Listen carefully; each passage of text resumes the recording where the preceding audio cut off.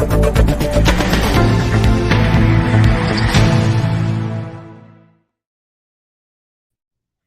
علیکم خاتون حضرات، میں ہوں اسرار احمد کسانہ۔ آج ہم نے بات کرنی ہے افغانستان کے حوالے سے، اور افغانستان کے جب ذکر میں ہم بات لاتے ہیں تو اس میں OIC کی کانفرنس ابھی ریسنٹلی پاکستان میں ہوئی ہے۔ بہت بڑا ایونٹ تھا، بہت بڑے لیول پہ لوگ آئے ہوئے تھے۔ اس کا کیا نتیجہ نکلا، اور اس کا بیک گراؤنڈ یہ بھی ہے کہ افغانستان کی جو امداد ہے وہ روکی ہوئی ہے۔ وہاں پہ جو ہیومینیٹیرین کرائسس ہے وہ بڑھتا چلا جا رہا ہے ود ایوری سنگل ڈے، اور خاص طور کے اوپر جو وہاں پہ لوگ ہیں، عام عوام جو ہیں، ان کی حالت بہت خراب ہوتی چلی جا رہی ہے۔ اور دوسری طرف ہم دیکھ رہے ہیں کہ امریکہ نے جو فنڈز ہیں وہ روکے ہوئے ہیں، اور دوسری طرف انہی کے لوگ جو ہیں 39 جو کانگریس مین ہیں انہوں نے لیٹر لکھا ہے کہ جناب یہ سلسلہ کھولیں۔ پھر 12 کے قریب جو فارمر جنرلز، جن میں ڈیوڈ پیٹریس وغیرہ اور نکلسن وغیرہ یہ لوگ شامل تھے، اور ساتھ ایمبیسڈر جو پاکستان میں بھی رہے ہوئے ہیں، رائن کراکر وغیرہ اور ان کے اولسن وغیرہ، جو افغانستان اور پاکستان دونوں میں رہے ہوئے ہیں، انہوں نے بھی لیٹر لکھا ہے جو کہ چھپا ہے اٹلانٹک کونسل میں۔ تو اس کے بعد پھر اب یہ ہوا ہے کہ UN میں ایک ریزولوشن، وہ بھی US اسپانسرڈ ہے، اس میں یہ آئی ہے کہ ان کی امداد کے لیے راستہ کھولا جائے۔ اور اب یہ تھوڑی سی ایک اچھی خبر یہ آئی ہے کہ وہاں پہ امداد کی جو ایک صورت بننے والی ہے، اس میں سے جو رکاوٹیں تھیں وہ ریموو ہوتی ہوئی نظر آ رہی ہیں۔ اس کا کیا امپیکٹ پڑے گا، اور کیا واقعتاً اس کو میننگ فل ایک ڈیولپمنٹ سمجھا جا سکتا ہے، اس کا ذرا تجزیہ کرتے ہیں۔ اور آج بات کریں گے بریگیڈیئر سلیم قمر بٹ صاحب کے ساتھ، جو کہ بڑے عرصے کے بعد، ایک بریک کے بعد آج دوبارہ ہمارے شو میں آ رہے ہیں۔ ان سے بات کریں گے اور ان سے پوچھیں گے کہ آپ اتنی دیر کہاں پہ رہے اور کیوں رہے۔ السلام علیکم بریگیڈیئر صاحب۔ السلام علیکم اسرار صاحب، thank you for calling back. آپ کو پتا ہے واز ناٹ ویل، کوئی ڈینگی کووڈ سے میں جنگ لڑ رہا تھا، تو الحمدللہ اللہ نے صحت دی اور ساری زندگی بیک۔ آپ نے جنگیں ہی لڑی ہیں، تو یہ بھی میرا خیال ہے ایک جنگ ہی تھی آپ کی۔ جی الحمدللہ، اور as always Allah has been kind, میں am back on my feet, اور انشاءاللہ you will see me very often انشاءاللہ۔ انشاءاللہ اللہ تعالیٰ آپ کو صحت اور عافیت میں رکھے، آمین اور سو آپ کے ذمے جو اللہ نے کام لگایا ہے وہ اس میں آسانی پیدا کر دے۔ جزاک اللہ خیر۔ اچھا بریگیڈیئر صاحب، یہ جو ہم نے دیکھا ہے OIC کی موڈ جو ہوئی بڑی زبردست قسم کی، بڑا ہم نے دیکھا، پرائم منسٹر صاحب بھی وہاں پہ، انہوں نے بھی تقریر کی، باقی لوگوں نے بھی تقریر کی۔ اس کے بعد لگتا یوں ہے کہ جیسے کوئی انٹرنیشنل لیول پہ اس کا کچھ امپیکٹ ہوا ہے، تو آپ اس کو کس طرح دیکھ رہے ہیں؟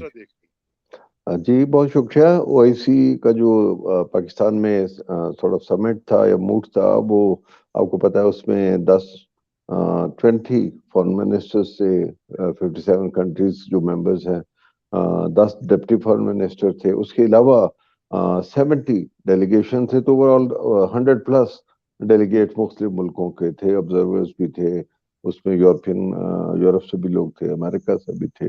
امپیکٹ یہ ہوا جو پہلے آپ نے سمرائز کیا کہ اس کا امپیکٹ یہ ہوا ہے امریکنز کے علاوہ OIC کی آواز جو ہے وہ بھی UN تک پہنچی، تو UN سیکورٹی کونسل کے 15 ممبرز نے وہ جو US نے ایک بل پاس کیا، اس میں جو طے ہوا یہ تھا کہ افغانستان کو جو ہیومینیٹیرین کرائسس ہیں، فوڈ کرائسس ہیں، اس کو نپٹنے کے لیے وہ فنڈ ڈی فریز کیے جائیں جو طالبان پہ جو ڈائریکٹ ان کی ایکسیس پہ نہیں جائیں گے۔ لیکن یہ بات طے ہے کہ انہوں نے یہ بھی کہا کہ اس پہ جو پہلے UN ریزولوشن انہوں نے پاس کرائی تھی کہ 9.5 بلین جو ان کے فروزن ہے افغانستان گورنمنٹ کے، تو سنس دے ڈو ناٹ اس گورنمنٹ کو نہیں مانتے تو اس کو ڈی فریز نہیں کر رہے۔ آپ کو پتا ہے یورپین بینکس میں بھی ان کے اوور 300 بلین US ڈالرز پڑے ہیں، تو وہ والا ایک موو ہوئی ہے۔ تو میں کہوں گا کہ یہ کریڈٹ OIC کو بھی جاتا ہے کہ یہ آواز پہنچی تو UN لیول پہ بات ہوئی۔ لیکن اب دیکھتے ہیں کہ اس جو UN نے OIC نے جو ایونٹ کیا، اس کے امپیکٹ جو ہے مختلف ملکوں پہ اور بذات خود OIC پہ کیا پڑا۔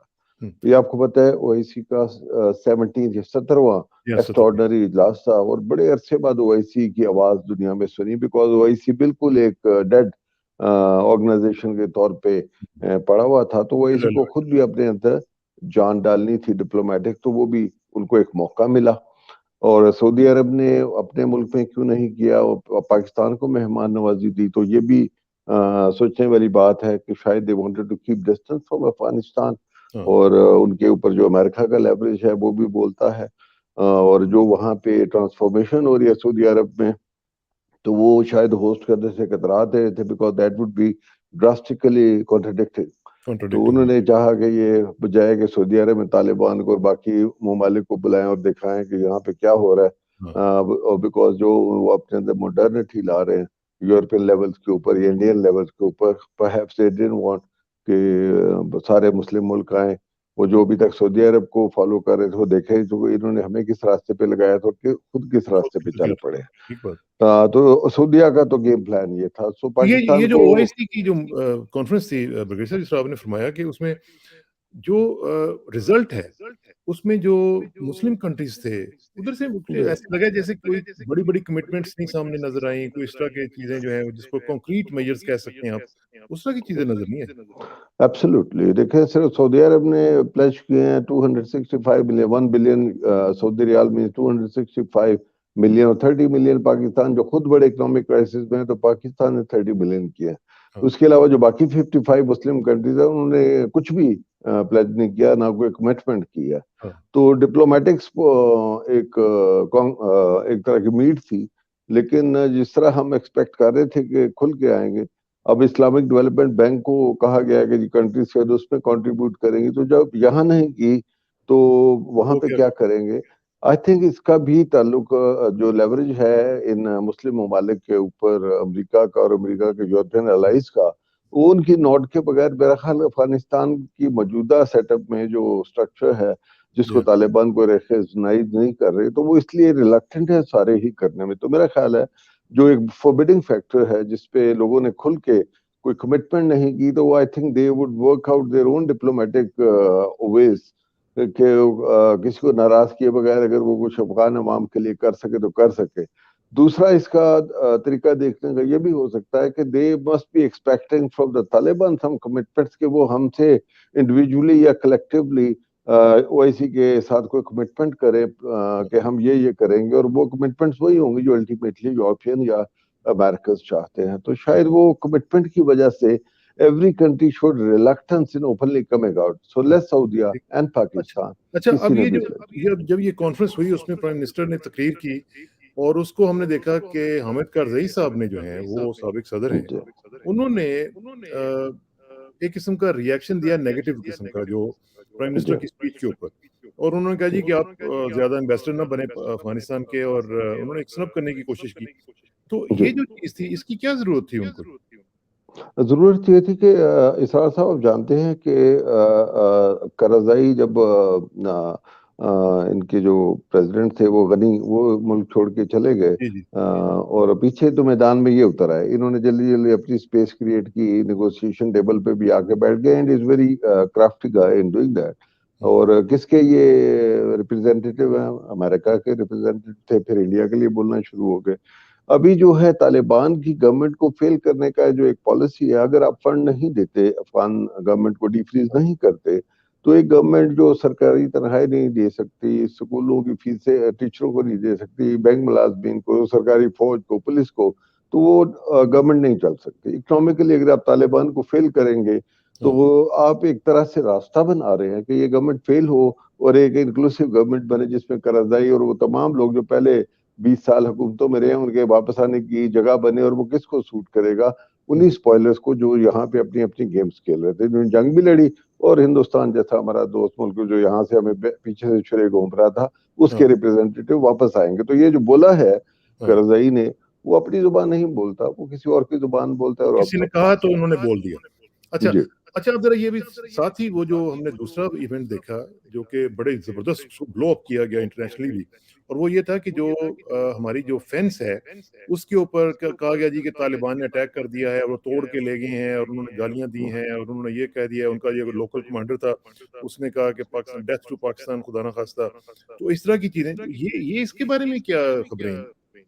دیکھیے اس طرح کی اسپائلنگ ٹیکٹکس جو ہے طالبان کو ڈسکریڈٹ کرنے کے لیے اور پاکستان اور طالبان کے درمیان ویج کریٹ کرنے کے لیے, یہ پیسے کی گیم, پراکسی گیم جو ہیں ہمیشہ سے ہوتی رہی, جب سے پاکستان بنا ہے تب سے ہو رہی ہیں, اور ابھی بھی یہ وہی قوتیں وہی ممالک ان سے یہ کرائیں گے. انفارچونیٹلی طالبان میں رینٹ پہ اویلیبل لوگ ہمیشہ اویلیبل ہوتے ہیں, آپ کو جب جو پیسہ پھینکتا ہے وہ تماشا دیکھ لیتا ہے. تو یہ چھوٹے موٹے تماشے ہم بھی اس کے عادی ہو چکے ہیں, بٹ یہ ہم اس کو یہ نہیں, میں نہیں سمجھتا کم از کم پرسنلی کہ طالبان کی جو اس وقت موجودہ حکومت ہے, دیر نو اٹ کہ اگر دنیا میں کوئی ملک ان کو اس وقت بھاگ دوڑ کر کے سپورٹ کر رہا ہے فوڈ سیکورٹی سے لے کے, اور فری آف کاسٹ پاکستان یہاں سینکڑوں ٹرک روز کھانا لے کے, چاول, گندم, فروٹ, سبزیاں لے کے افغانستان جا رہے ہیں, تو یہ امداد صرف پاکستان دے رہا ہے, باوجود اس کے کہ ہمارے اپنے یہاں پاورٹی گراف بڑا ہائی ہے.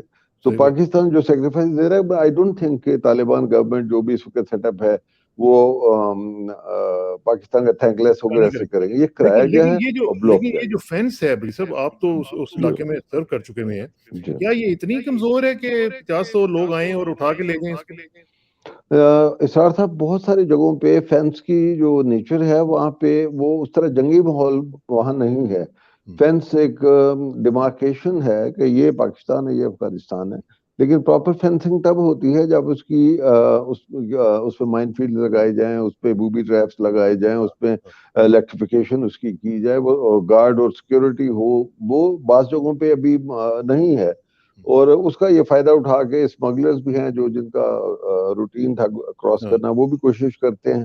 اور یہ چھوٹا موٹا تماشا کرنا 200-300 گز کے علاقے میں یہ کہیں بھی پاسبل ہو سکتا ہے. لیکن ظاہر ہے پاکستان فوجوں کو حکم ہے, انسٹرکشن ہے, ظاہر ہے لوگوں پہ فائر نہیں کریں گے. تو ویسے تو آپ بہت ڈسٹنس سے ایک سنائپر فائر کریں تو آپ بندہ گرا لیتے ہیں, کوئی کر نہیں سکتا. تو ہماری جو رحم دلی ہے, میگنینمٹی ہے, اس کو مس یوز اسی طرح کیا جاتا ہے. لیکن اس کی بھی ایک خاص لمٹ ہوتی ہے. آئی ایم شیور طالبان کو پتہ چل گیا تو وہ ڈھونڈیں گے کس نے کیا, تو اس کے خلاف ایکشن نہیں لیں گے. اور اگر دوبارہ کوئی ایسی ایفرٹ ہوئی تو ظاہر ہے پھر ہماری طرف سے بھی کوئی سخت جواب جا سکتا. اچھا, آخری کویسچن یہ ہے کہ یہ جب ہماری کانفرنس ہو رہی تھی اسی دن انڈیا نے بھی 5 وزرائے خارجہ کو سینٹرل ایشین ریپبلک سے جو ہے ان کو بلایا ہوا تھا وہاں پہ. Very important. اب یہ جو ایک سائملٹینیسلی ایک سلسلہ چل رہا تھا, کیا انڈیا کا ایک رول اب یہی رہ گیا ہے کہ وہ پاکستان کو کاؤنٹر کرتا پھرے اور ہر جگہ پہ اور ہر سٹیپ کے اوپر کرتا پھرے؟ جی, یہ اسپائلنگ رول دیکھیں انڈیا نے 20 سال میں کیا, اور وہ اتنے آرام سے ہار ماننے والے نہیں ہیں. سینٹرل ایشیا میں مجھے بڑی مایوسی ہوئی ہے. میں سینٹرل ایشیا ان 5 میں سے 4 ملکوں میں ڈیفینس ایڈوائزر رہا ہوں 3 سال. مجھے امید تھی کہ اور کوئی نہیں اسلامی ممالک میں سے تو کم از کم یہ 5 سینٹرل ایشین ریپبلکس جو افغانستان کے شمال میں ہیں, نارتھ میں ہیں, وہ ضرور کچھ نہ کچھ پلیج کریں گے, بیکاز وہ بھی افیکٹڈ ہوتے ہیں. لیکن کچھ بھی نہیں, اور بجائے اس کے کہ وہ یہاں پہ کچھ پلیج کریں, وہ انڈیا جا کے موڈ میں حصہ لے رہے ہیں. تو یہ سکسیس ہے انڈین ڈپلومیسی کی. اور سینٹرل ایشیا میں نے دیکھا ہے کہ وہ بھی بالی ووڈ کلچر سے بڑے متاثر نظر آتے ہیں, لیکن جو انڈیا سے ہو کے آتے ہیں پھر ان کو سمجھ آ جاتی ہے کہ بالی ووڈ میں اور حقیقی انڈیا میں فرق کیا ہے. اور یہ بڑی مجھے مایوسی میں کھل کے کہتا ہوں, سینٹرل ایشیا سب سے بڑا افیکٹ ہے پاکستان کے بعد. لیکن انہوں نے یہ جو یہاں پہ کچھ پلیج نہیں کیا اور انڈیا میں جا کے پارٹیسپیٹ کیا, بجائے اس کے فورن منسٹر یہاں آتے یا لیکن یہ والی یہ گیم ہے, اس میں ہماری سمجھ لیں ڈپلومیٹکلی ہم نے کمزوری دکھائی ہے اور انہوں نے اپنی بہتری دکھائی. چلیں اس پہ ہم مزید بات کرتے رہیں گے. افغانستان چونکہ ایک لائیو ٹاپک ہے, اس پہ بات کریں گے, اور خاص طور پہ کہ جو ایک امداد کا سلسلہ ہے اس کے اوپر کیسے آگے جا کے ہم دیکھیں گے کہ کیا معاملہ چلتے ہیں. ویر صاحب کا بہت شکریہ, انشاءاللہ آپ سے رابطہ رہے گا. Thank you very much. السلام علیکم ورحمۃ اللہ. السلام علیکم.